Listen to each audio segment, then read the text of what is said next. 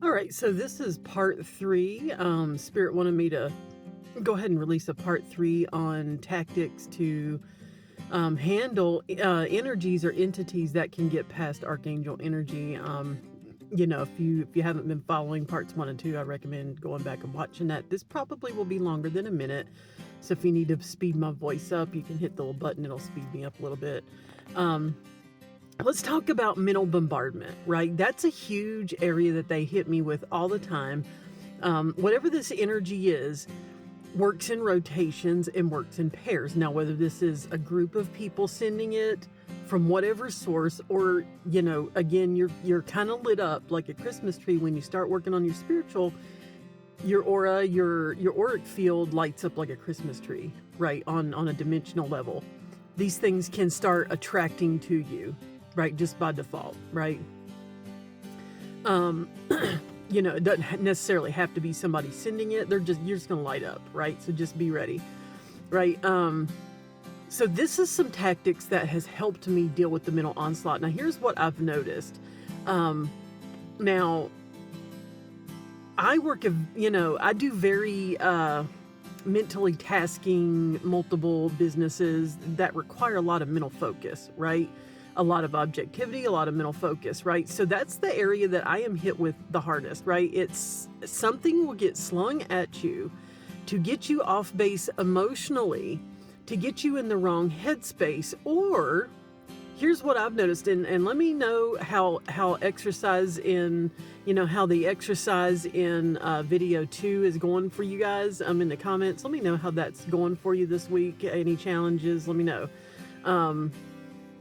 But once you start tapping in with the I am, and you just sit and breathe and you just start connecting with source, now that you've done that, here's part 2, right? Now you're going to have to work on your confidence a little bit for this one.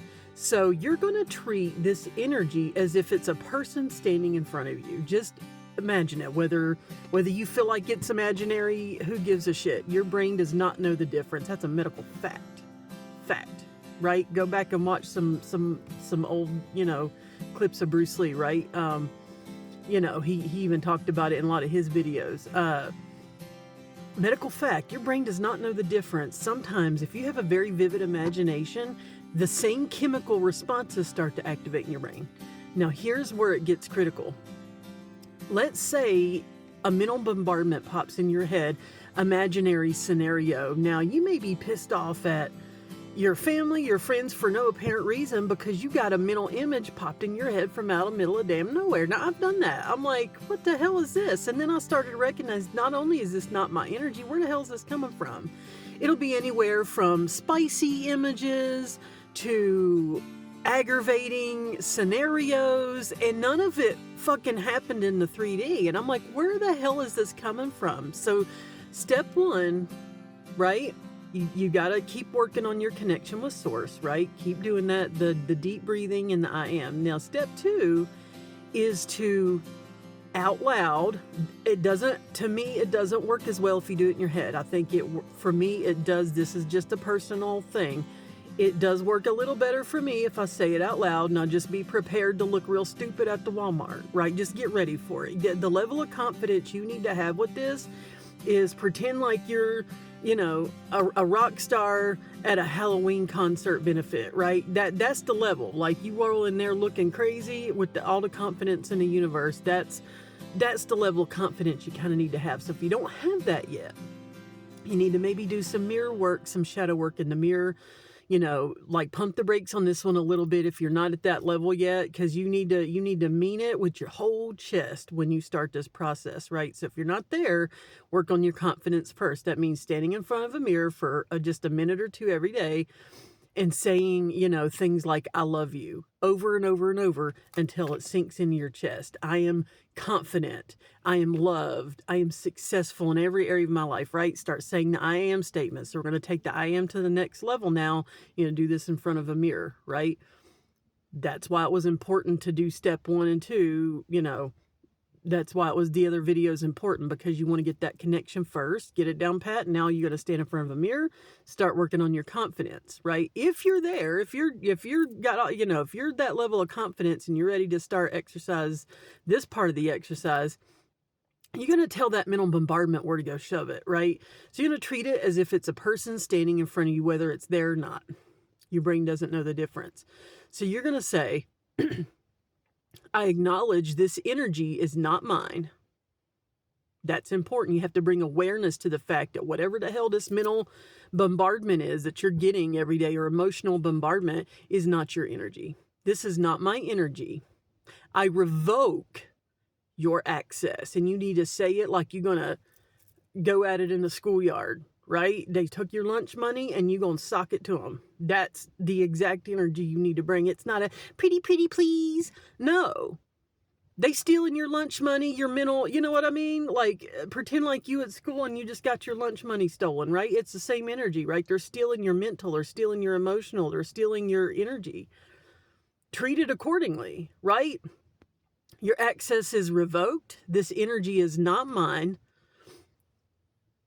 And I am connected to source energy.